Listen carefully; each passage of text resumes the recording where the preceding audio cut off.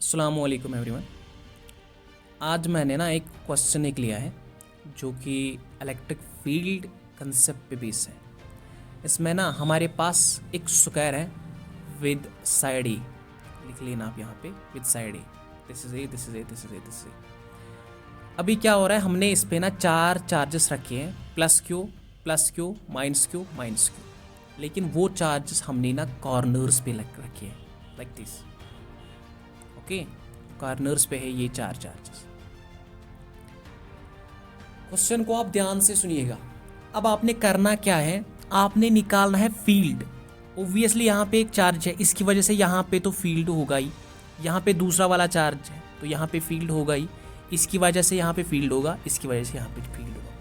तो चार चार्जेस हैं, इनकी वजह से इस सेंटर पे कितने जो इसके पास नेट फील्ड होगा वो कहाँ की ओर होगा, उसकी डायरेक्शन भी इंपॉर्टेंट है, और उसका मैग्नीट्यूड कितना होगा। दोनों चीजें आपने निकालनी। ओके, देखो ये क्वेश्चन ना बहुत बार रिपीट हुआ है आपके एग्जाम में। अब ये चीज़ इंपॉर्टेंट नहीं है कि क्या फिर से एग्जाम में आएगा, वो इंपॉर्टेंट नहीं है, बट एक चीज़ बहुत इंपॉर्टेंट है इसमें कि इसमें जो कंसेप्ट यूज़ होता है ना, इलेक्ट्रिक फील्ड के रिलेटेड जितने भी चीज़ें इसमें यूज़ होती हैं वो बहुत इंपॉर्टेंट है। उसमें जो मैनिपुलेशन आती है ना वो काफ़ी इंपॉर्टेंट है। इसीलिए मैंने सोचा मैं इस क्वेश्चन को आज आपके सामने डिस्कस कर लूँ। देखिए, सबसे पहले ना आप बेसिक पे जाओ।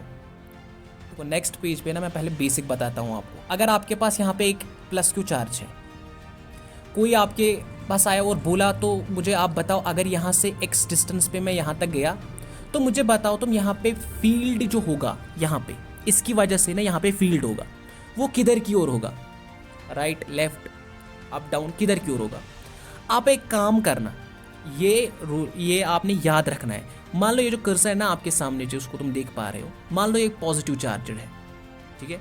तो आप मुझे बताओ इस पे अगर तुम देखोगे इस चार्ज की वजह से, पॉजिटिव चार्ज अगर मैंने ये कर्सर माना है, ये ऑब्वियसली यहाँ पे पॉजिटिव चार्ज है, इस पे फोर्स किधर की ओर लगेगा, ऑब्वियसली टुवर्ड्स द राइट ना, this will be the force. तो यही माना जाता है इलेक्ट्रिक फील्ड की डायरेक्शन। वेरी इंपॉर्टेंट चीज़ें हैं ये। मान लो जिस पॉइंट पे तुमने फील्ड निकालना होगा उस पॉइंट पे तुम एज्यूम कर लो कि कोई यूनिट पॉजिटिव चार्ज है, उस यूनिट पॉजिटिव चार्ज पे जिधर की ओर फोर्स लगेगा that will be the direction of electric field. फिर से बोलता हूँ, मान लो यहाँ पर एक प्लस क्यू चार्ज है, यहाँ पे मेरे पास एक कर्सर है, इस पे मुझे बताओ फील्ड किधर की ओर लगेगा। मान लो ये कर्सर पॉजिटिव चार्जड है तो राइट साइड, अभी अगर नेगेटिव होगा तो ऑब्वियसली टुवर्ड्स द लेफ्ट ना, ऐसे। तो वही आपके स्लाइड नंबर फर्स्ट पे हो रहा है। देखो ये यहाँ पे हमने फील्ड निकालना है, तुम मुझे बताओ इसकी वजह से यहाँ पे फील्ड होगा, ऑब्वियसली होगा, किधर की ओर, टुवर्ड्स द चार्ज और away from the charge, obviously that will be away from the charge,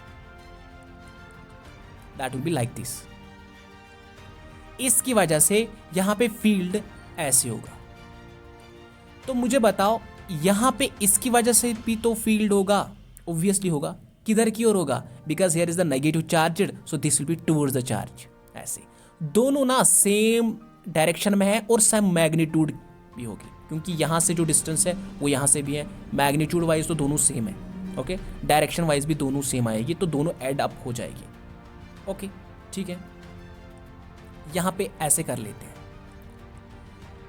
ये सिमिलर थ्योरी आप यहाँ पे भी अप्लाई कर लेना, क्योंकि ये वाला पहले इस पे फोर्स लगा यहाँ पे, इसकी वजह से जो इलेक्ट्रिक फील्ड होगा इधर की ओर होगा, और इस नेगेटिव वजह से इधर की ओर ही होगा, ऑब्वियसली।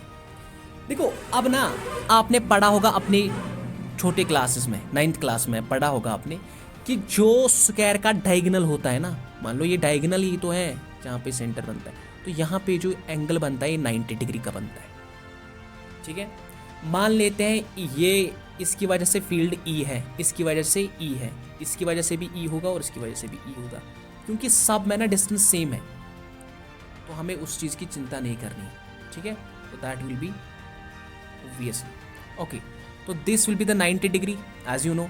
अभी क्या करना है आपने, ये इलेक्ट्रिक फील्ड और ये इलेक्ट्रिक फील्ड सेम डायरेक्शन में है, तो इन दोनों को तुम डायरेक्टली ऐड कर दो। देखो इसको मैं यहाँ पे ना थोड़ा बहुत बनाना चाहता हूँ, ऐसे एक फील्ड ऐसे,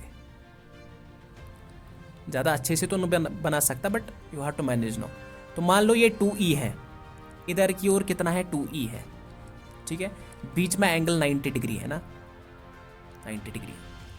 मुझे आप बताओ कि अगर ऐसा केस होता है उस वक्त तुम नेट फील्ड कैसे निकालती हो? E net that will be equals to square root of E1 square, वो बनेगा 2E square, E2 square, E1 square E2 square, वो भी 2E तो है, प्लस 2 टाइम्स 2E बनेगा 4E स्क्वायर ना, कॉस ऑफ 90। अब ये बहुत अच्छी बात है कि कॉस 90 आ गया, ये तो 0 बनेगा, इसकी वजह से हमें चेंजेस ज़्यादा नहीं आ सकती, तो ये तो अच्छी बात हुई है ना। ओके सी, अभी यहाँ पे ना ई नेट तुम निकाल सकती हो। कैसे निकालोगे? ये बनेगा 4E स्क्वायर, ये बनेगा 4E स्क्वायर, तो बनेगा 8E स्क्वायर, 8E स्क्वायर बनेगा। या तो इसको तुम लिख सकते हो 2√2। ये थोड़ा बहुत मैनिपुलेशन, थोड़ा बहुत इतना तो पता होना चाहिए। ये हमारे पास आंसर आया, लेकिन वहाँ पे ना के क्यू में आंसर होगा, इस ई में आंसर नहीं होगा। मुझे क्या पता कि ये ई क्या है? तो अब हमारा सेकंड मिशन रहता है कि इस ई को कैसे निकालें। देखो ये क्वाइट ओवियस है।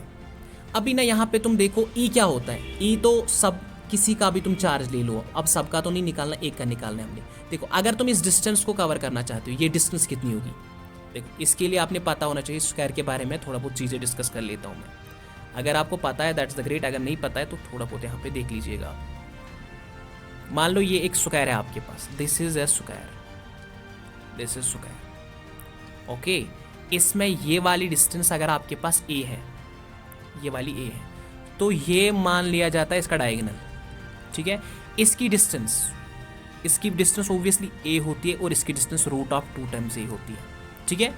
अगर मैं इसकी सेंटर की बात करूं तो वो बनता है √2a/2, ठीक है। OC ऐसे थोड़ा बहुत आपको समझ में आएगा, OC इसके बराबर होगा। लेकिन थोड़ा बहुत और सॉल्व करना चाहोगे तो √2 से ऊपर भी मल्टीपल, नीचे भी मल्टीपल, तो ये √2 बन के 2 बन जाएगा, इसके साथ कैंसिल आउट हो जाएगा। Finally you are left with a/√2 ना।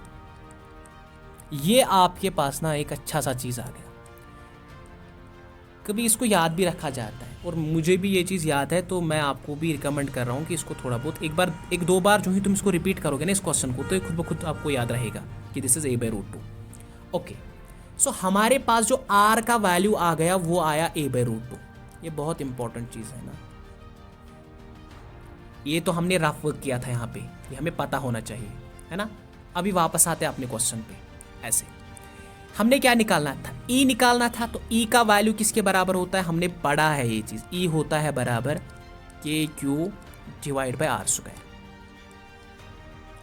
देखो KQ तो मैग्नीट्यूड वाइज सेम है, r² के बदले में तुम लिख सकते हो a/√2 का होल स्क्वायर ना, ये चीज़ आएगा। अभी इसको फर्दर सॉल्व करोगे तो क्या आएगा? आपके पास बनेगा KQ और इसको रूट हटेगा तो 2 टाइम्स KQ/a²। ये इंपॉर्टेंट चीज़ है, ये ई का वैल्यू है, इतना आपने पता होना चाहिए। ये कैसे निकाला यू नो, तो फुल फ्लेज्ड प्रोसीजर है, वो फिर से देख लेना अगर समझ में नहीं आया तो, ठीक है। ये हमारे पास ये आया। अभी देखो बहुत अच्छी बात है, डायरेक्शन मैं ना लास्ट में डिस्कस कर लूँगा। पहले मैं इसका फाइनल आंसर लिखूंगा यहाँ पे, फाइनल आंसर जो ई नेट आएगा। ई नेट, ये तो इलेक्ट्रिक फील्ड आया, ई नेट हमने निकाला हुआ था ना यहाँ पे। 2√2e, यहाँ पे तुम लिखना 2√2 इंटू ई के बदले में अब तुम लिखोगे 2KQ/a², ठीक। और अगर तुम फर्दर सॉल्व आउट करोगे इसको तो आपके पास बनेगा ये वाला 4√2 ये बनेगा KQ/a²। ये आपके पास फाइनल आंसर बनता है। Okay, this is the final answer. लेकिन अभी मसला जो है वो डायरेक्शन का है। डायरेक्शन कैसे निकालेंगे हम लोग? ये मैग्नीट्यूड वाइज तो वहाँ पे 2 ऑप्शन हो सकते हैं, तो डायरेक्शन कैसे निकालेंगे हम, वो भी तो एक अच्छा सा पॉइंट है। ओके, सो वापस आते हैं पहली वाली स्लाइड पे हम लोग। देखो समझो बात को, समझना तो पहले यहाँ पे ना थोड़ा बहुत दूसरी वाली थ्योरी तुम समझो। अगर आपके पास एक इलेक्ट्रिक फील्ड जस्ट वेट ऐसे, ये आपके पास चीज़ें हैं। अगर ये ई है, ये दूसरा वाला ई है, दोनों वेक्टर क्वांटिटीज़ हैं, आपने पढ़ा होगा अपने वेक्टर चैप्टर में। अगर ये ई होता है, ये ई होता है, अगर इनका नेट रिजल्टेंट निकाला जाता है वो उसके जस्ट बीच में जाता है ना, जस्ट बीच में जाता है, ओके, उस वक्त ये एंगल 45 आता है। ये तुम निकाल भी सकते हो tan थीटा से, ठीक है। और इसका मैग्नीट्यूड होता है √2 टाइम्स ई, ओके, ठीक है। ये तो हमने निकाला, अभी आपको समझ भी आया होगा, लेकिन ये वाला हमें नहीं पता था कि बीच में आएगा। तो 45 डिग्री पे ऐसा होता है, ठीक है। तो ऐसे ही यहाँ पे आ जाओ, तो तुम्हें पता है कि अगर यहाँ पे एक फील्ड आ रहा है, ये दोनों 90 है, तो 45 पे ऐसे आ जाएगी ना, ऐसे ऐसे, यहाँ से 45 होगा, यहाँ से भी ये वाला 45 होगा, ओके।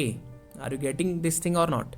तो जब ये चीज़ आपको समझ में आया होगा तो तुम्हें डायरेक्टली पता चल गया होगा कि ये वाली डायरेक्शन, इसको ना यहाँ पे एक्चुअल में लिखना था मुझे, this is x axis, this is why axis, और ये क्वाइट ओबियस भी होती है, ठीक है। अगर नहीं मेंशन हो तो खुद से मान लेना है ये चीज़ें, ठीक है। तो हमेशा ये चीज़ें मेंशन नहीं होती है, तो कभी कभार ना चीज़ें खुद से भी हमने सोचनी पड़ती है, ओके।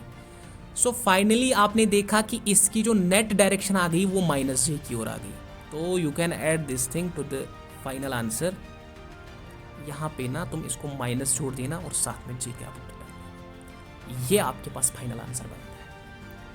तो इस तरीके से ना आपने इन क्वेश्चंस को सॉल्व करना। देखो हमेशा मैं ये चीज़ आपको बोल रहा हूँ, फॉर्मूला मत रटो, फॉर्मूला रटने से हमेशा प्रॉब्लम सॉल्व नहीं होती है। कंसेप्चुअली इस प्रोसीजर पे ना 2-3 बार जाओ आप, कम से कम 3 बार इस क्वेश्चन को रिपीट कर दो। मैंने ना जो चीज़ें लिखी हैं कि क्यों मैंने ई लिखा है, k³ पहले से क्यों नहीं लिखा मैंने, लास्ट में क्यों लाया, इससे ना मैनिपुलेशन पे बहुत असर पड़ता है, आपकी कैलकुलेशन पे बहुत असर पड़ता है। तो इन चीज़ों को कैसे सॉल्व करना है, कैसे तुमने मैनेज करना है, तो इन पे आपने नज़र डालनी पड़ेगी, फिर से रिपीटेड आपने इन चीज़ों को देखना पड़ेगा, और फाइनली आप अच्छे से इनको अपने अंदर रख सकते हो बाद में, ठीक है। बट प्रोवाइडेड कि आप देख लो इसको, बार बार देख लो इसको हमेशा, ओके। तो इसको फाइनल आंसर तक ना तुम एक एक स्टेप जो भी मैंने बोला काफ़ी इंपॉर्टेंट है, और इससे ये बहुत सिंपल भी बनता है। डायरेक्शन वाइज भी इंपॉर्टेंट होता है ये। कभी कभार डायरेक्टली ऑप्शन से जज कर सकती हो तुम, 2 ऑप्शंस को एलिमिनेट कर सकती हो तुम bye means of direction only. जब आपको डायरेक्शन पता होती है तो 2 ऑप्शंस वहाँ से ओब्वियसली निकल ही जाते हैं, ठीक है। तो इन सारी चीज़ों पे आपने फोकस आउट करना है, तो तभी ये क्वेश्चन हो जाएगा, okay. So wish you all the very best, मिलते हैं नेक्स्ट वीडियो में, बाय।